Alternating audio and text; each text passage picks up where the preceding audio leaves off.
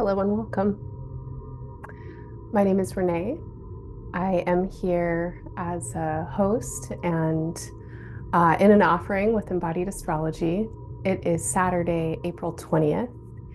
It is 8:42 Pacific time. The moon has just entered Libra. We are in the first day of Taurus season. And one of this year's most notable astrological events just happened a little over an hour ago. That was the conjunction of Jupiter and Uranus in the sign Taurus. And I'm here with this offering to give readings for Gemini season, which is coming up in about a month. And I often do the readings for the season ahead about a week before the season begins, sometimes in the first week of the season. I generally like to feel the pulse of the season when I'm reading for it.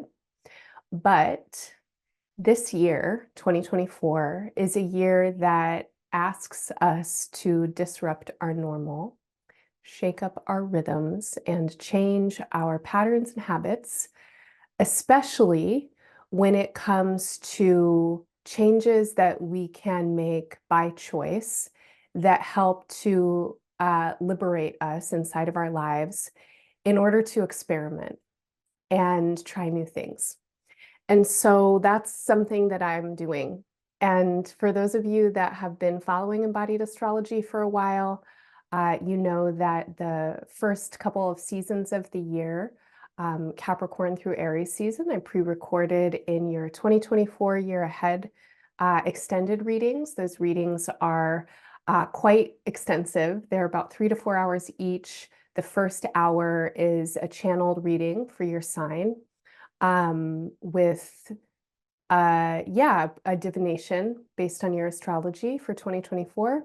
And then the second part is a little bit of a play-by-play through the year in a linear time fashion. And I gave you your readings for Capricorn through Aries season then. And that was an effort on my part to free up some time for myself to do some different things. I've been teaching embodied astrology in a very new way in a 16-month cohort in a training program called Your Chart is a Body, which is based on a shorter workshop I did a couple of years ago. And I've also been curating and programming and working in collaboration with a team of 4 other facilitators to create a program for embodied astrology that I think is quite unique. You will not find something like this somewhere else. We have a program that is oriented in astrology, 100% anchored in astrology, and also exploring the intersections and synthesis of astrology with different modalities and practices, including creative practices of all kinds, including healing practices and social organizing and culture shift practices. And our teaching team has been building out a virtual community at Embodied Astrology, and we are really trying to create and hold space for us to do astrology collectively and to do astrology in really new ways, which is experimental and embodied. And as you probably know, if you've been interested in astrology at all for any amount of time, every astrologer is going to have their unique take on what the symbolism means. And this is an ancient language. This is a language that has accompanied humankind probably since we got to the point in our evolution where we had language, and it has been in development for thousands of years across the planet. There are so many different styles of astrology, so many different schools of astrology, and it's ongoing in its evolution. And it needs us to evolve with it. It needs us to reimagine the archetypes and the myths. It needs us to understand how archetypes and myths change as we change and we evolve. And so a lot of astrology that you will hear and read and pick up in books and magazines and podcasts is astrology that is coming through somebody's interpretation, but that's really different than astrology that comes through your body and your lived experience. And that's what we're trying to do at EA. We are building a collective space for embodied research and really exploring how astrology can serve us in multifaceted areas of our lives and in our evolution. Coming up at the end of Gemini season, as we get towards the solstice and into Cancer season, Embodied Astrology is launching a year-long astrological research project that is focused on mapping astrology for the next 50 years, especially for movement work, for activists, for creative, cultural workers, for people who want to think and dream and move into a future that is abundant, that is in reciprocity with the earth, and that really takes back our power, our voices as the people, as collectives.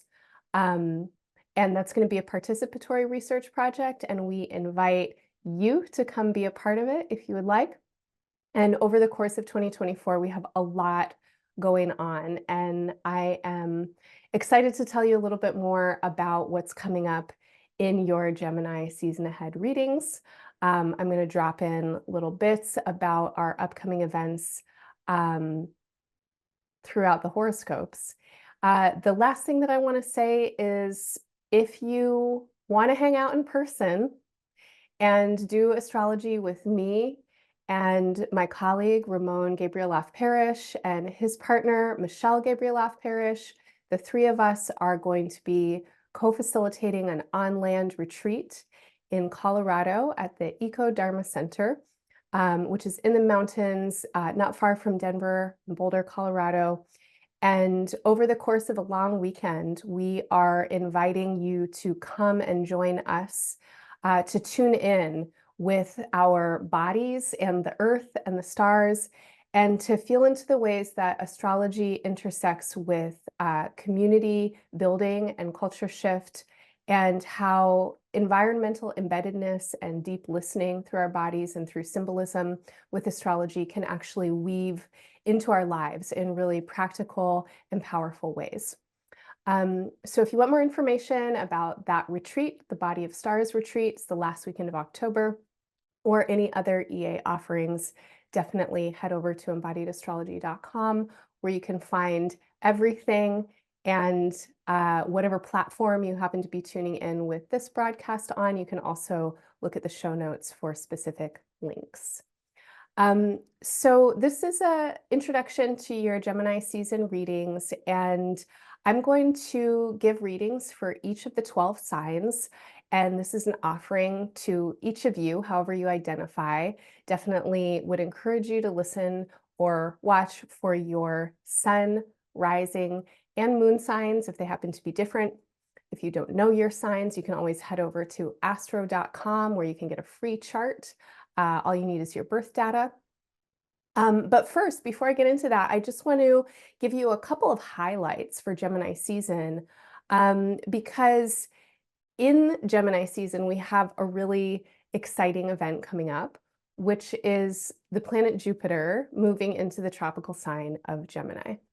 So I mentioned a couple of moments ago that I am recording on the day that Jupiter and Uranus conjoin in Taurus. And if you have been paying attention to astrology at all recently, I'm sure you heard about this conjunction. Everybody was talking about it. It's a big deal. This is a conjunction that happens once every 14 years. And astrological time is very different than our day-to-day time. Astrological time is considering cyclical time, and there are many cycles that are overlapping, and as cycles overlap, they go through their life phases, their beginning, middle, and ends. So Jupiter-Uranus conjunctions, when you look into them, if you're going to do a internet search or read a book about them, you'll find that they often correspond with periods of time that are very revolutionary and very evolutionary, where there's a lot of creative innovation, technological innovation, and a kind of pulse moving through the collective that is about liberatory energy. Now, liberatory energy can be very erratic. It can be quite disruptive. And I don't know if you have felt like this. I certainly have felt like this, feel like this. Um, Sometimes to get free, we have to shake things up. We have to do things that are uncomfortable, that are awkward, that are potentially risky.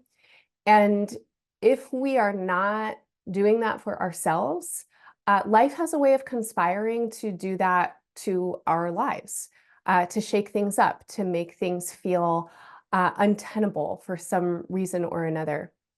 So as we enter into Gemini season, we are moving with the aftershocks and in the wake of a Jupiter-Uranus conjunction in the late degrees of Taurus, at a degree in Taurus that really speaks to a promise of something greater, something better. The Sabian symbol for the degree where they conjoined at 22 degrees of Taurus is a dove flying over troubled water. Actually, my colleagues and I at Embodied Astrology recorded a long conversation about the Jupiter-Uranus conjunction, and I will include that in the show notes. You can also find it wherever you stream your podcasts or on our YouTube channel. So there's a lot of information there if you want more of that. But all that to say is, as we come into Gemini season, we are really in the midst of some pretty massive changes. And these are changes collectively, to be sure. We're living at a time of climate crisis. We're living at a time of social crisis. And whenever the environment or the atmosphere is in crisis, of course, our personal lives are going to feel those ripples. Now, how we integrate and work with and meet the era of change that we're in has a lot to do with our perspectives and how we're willing to perceive. And Gemini, as an energetic quality that we can all access, that we all have in our bodies, that we all experience in our relationships and in the world, has a lot to do with perception and also willingness to perceive. A key word for Gemini when you read about it is curiosity. Another key word for Gemini is humor. Another key word for Gemini is trickster. So this is a period of time where we are well served by curiosity. And curiosity can take a lot of different energetic patterns in our bodies, to be sure. There are kinds of curiosity that can really get us into trouble, and there are kinds of curiosity that can really open our experience. Again, there's many different practices of astrology. So in one school of astrology called esoteric astrology or soul-centered astrology, the sign Gemini relates with the planet Venus, which is a little bit different than what you might have come across in what we might consider exoteric astrology, or your regular old tropical astrology, where Gemini is associated with the planet Mercury. In soul-centered astrology, the association with Venus calls us into curiosity rooted in love. And over the course of Gemini season, we'll have another important event, which is the cazimi. That's a great word for any time a planet forms a conjunction, which is an alignment from our view on Earth, with the sun.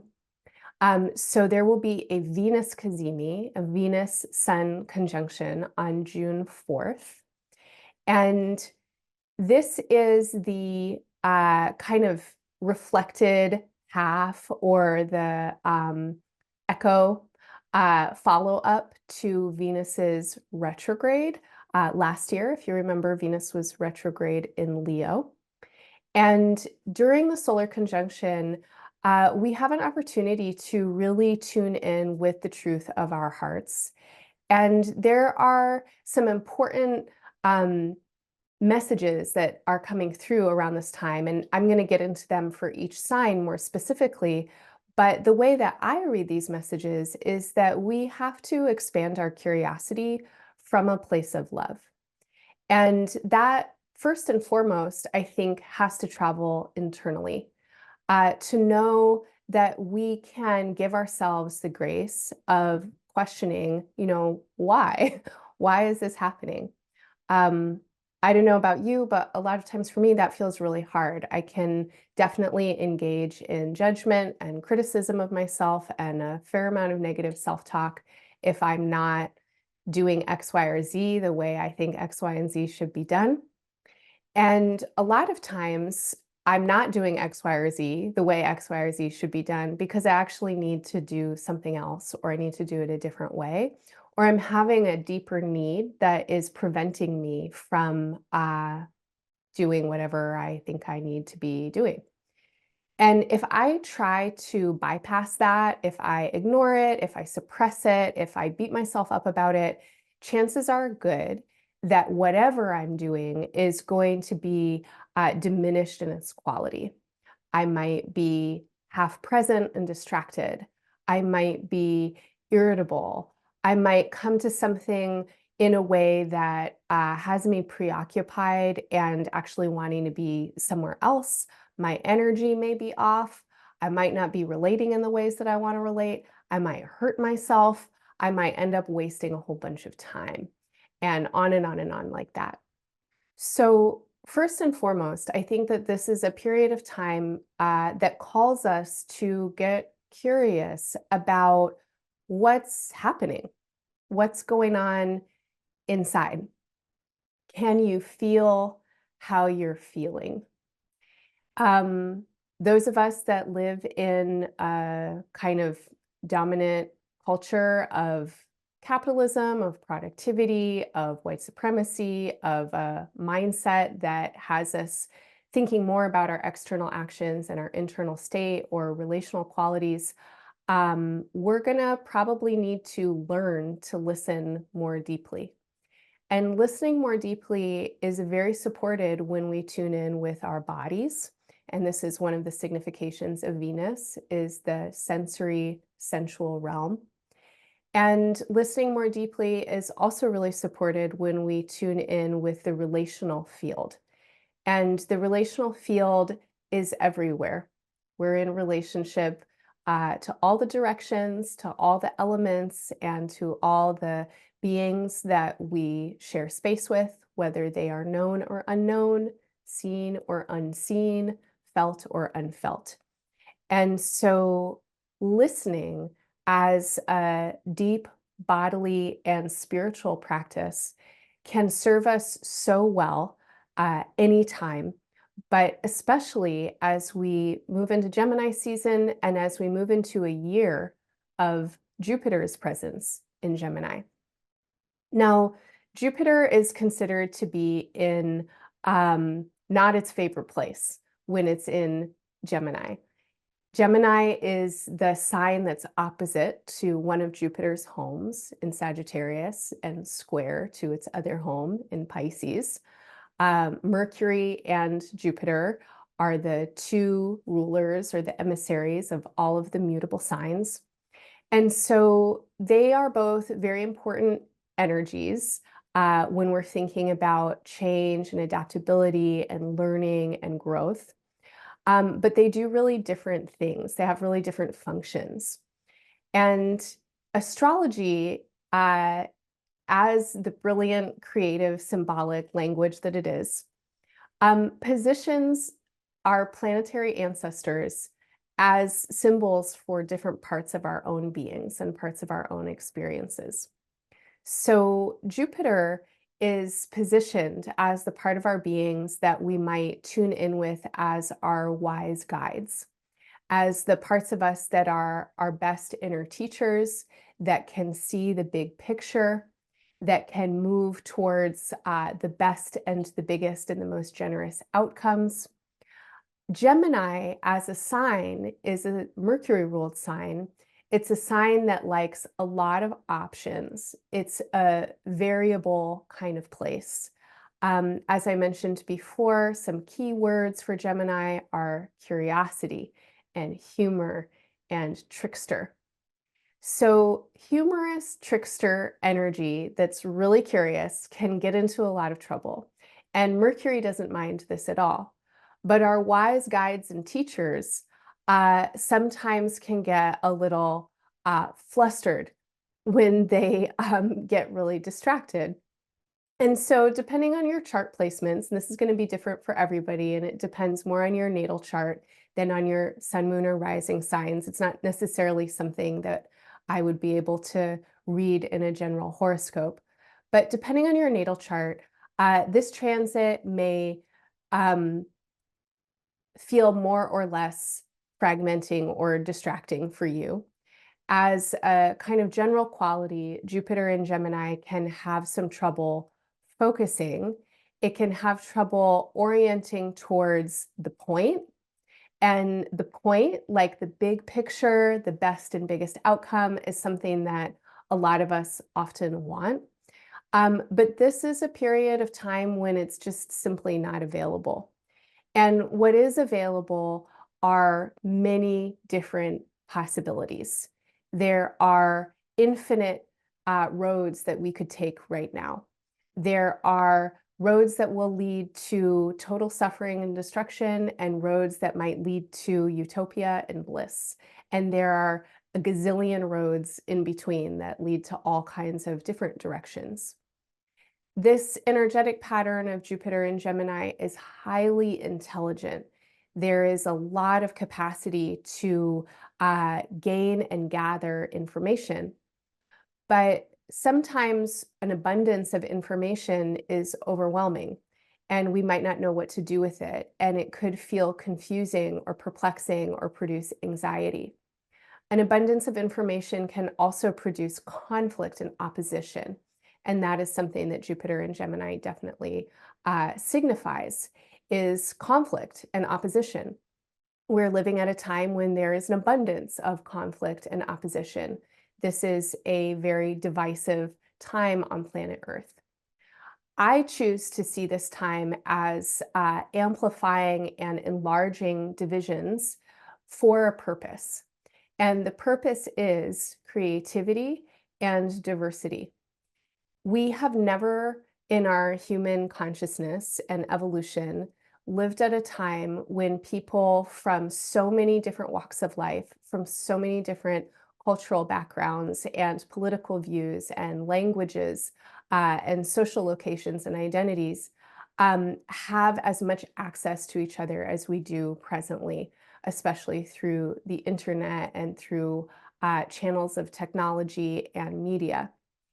Having so much access to one another has a ton of potential inside of it, but there's also a lot that we need to work out because we are extremely different.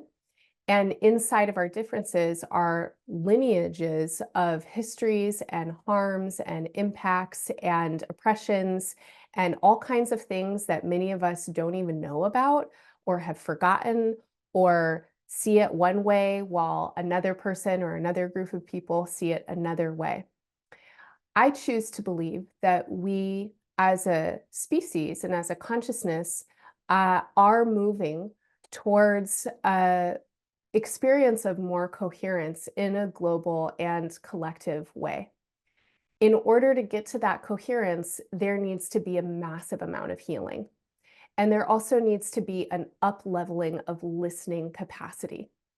We are not, or I'll say, many of us are not well trained in listening. Many of us have been trained to listen for where we can make an argument.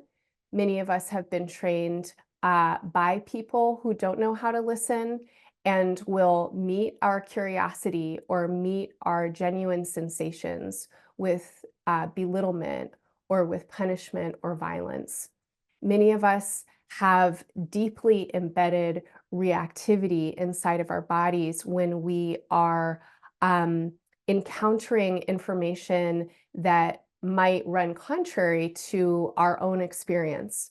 And if we're told that we are wrong or in the wrong, if we're told that we have created harm or that our views or perspectives are harmful, I would say a lot of us don't have the skills to meet that kind of information with temperance. And Gemini as a quality, Gemini as an energy, actually has so much to offer to this time. Because as a quality and energetic pattern, Gemini rules multiple directions of information and stories, good stories. There is a possibility that all of our various viewpoints can braid together in a really interesting and dynamic tapestry. But in order for that coherence to happen, we have to learn how to move with one another with curiosity and with compassion. And that's going to require tempering and conditioning. It's going to require agility on all of our parts to be able to listen and absorb and metabolize and adapt. Adaptability is a big key word for Gemini. So over the course of the next year, Jupiter in Gemini, which will be the transit is from May 25th, 2024 through June 10th, 2025. So wherever you have Gemini in your chart, just know that Jupiter is going to be hanging out there. Over the course of this next year, we have an enormous opportunity to take advantage of the generosity and the gifts that Jupiter can bring. But in order to take advantage of that generosity and those gifts, we have to be open-minded. We have to be willing to learn to see things from different points of view, including our own selves, including our own stories, including our own beliefs. We have to be willing to learn to listen. We will be really well served by cultivating a great sense of humor. We'll be really well served by learning how to hold information with a lot of space. And in that space, to extend the kind of curiosity that has compassion and love, that really brings forward our best intent and our desires for well-being. For ourselves, first and foremost, because we live in a relational field, and for any of us to feel good in any kind of sustainable and ongoing way, guess what? We need an environment that feels good. We need human networks and kin and family and friends who feel good.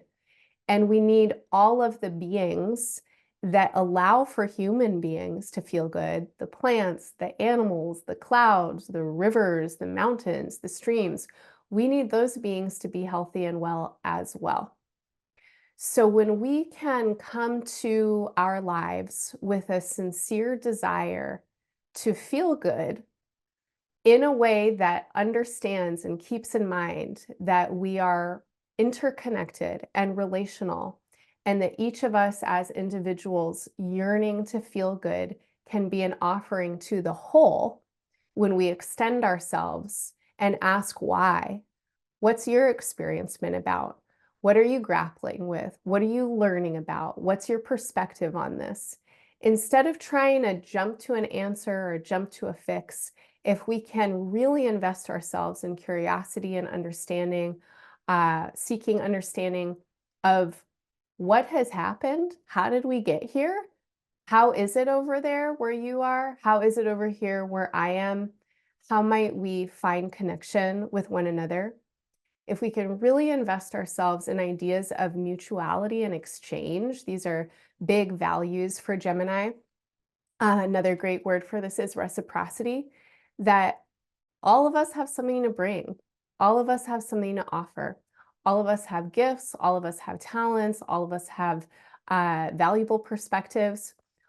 Also, all of us have desire. All of us have longing. All of us have dreams. If we can bring what we have to offer and also receive what others have to offer, there is so much creativity between us.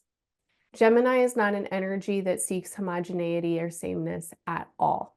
It thrives in diversity. It celebrates queerness. And I use that word as a very expansive possibility word, that when we queer things, we just take them out of the status quo. We turn boxes into spirals and squiggly lines. We give ourselves opportunities to feel how we exist in broad spectrums, not binaries. Gemini loves all of that. So with that, I'm going to get into some horoscopes. I'm going to offer readings for all 12 signs. These are readings that are general readings for your sign, however you identify your sign. So they're good for your rising sign, your sun sign, your moon sign.